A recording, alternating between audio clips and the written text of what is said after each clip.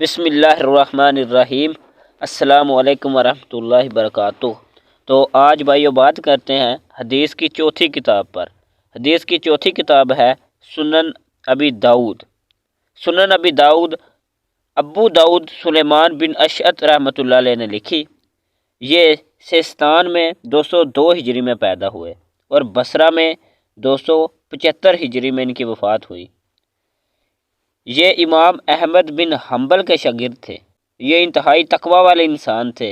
انہوں نے تقریباً 5 لاکھ احادیث جمع کی اور پھر ان 5 لاکھ احادیث میں سے 4800 احادیث پر مشتمل ایک کتاب لکھی جسے سنن ابی داؤد کہتے ہیں، یعنی اس میں 4800 احادیث لکھی گئی۔ حدیث کی اس کتاب کی ترتیب فقہی ابواب بندی کے اعتبار سے کی گئی ہے۔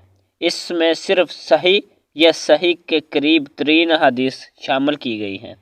ابن العربی کے مطابق اگر کسی شخص کو کتاب اللہ اور سنن ابی داؤد کا علم حاصل ہو جائے تو یہ دین کے معاملات کے لیے کافی ہے، اور امام غزالی کے مطابق ایک مجتہد کے لیے علم حدیث میں سے ایک کتاب ہی کافی ہے، یعنی کہ یہ سنن ابی داؤد۔ کئی محدثین کے قریب یہ کافی تھا کہ کتاب اللہ یعنی قرآن مجید اور سنن ابی داؤد کا علم اسے حاصل ہو جائے تو یہ دین کے معاملات کے لیے کافی ہے۔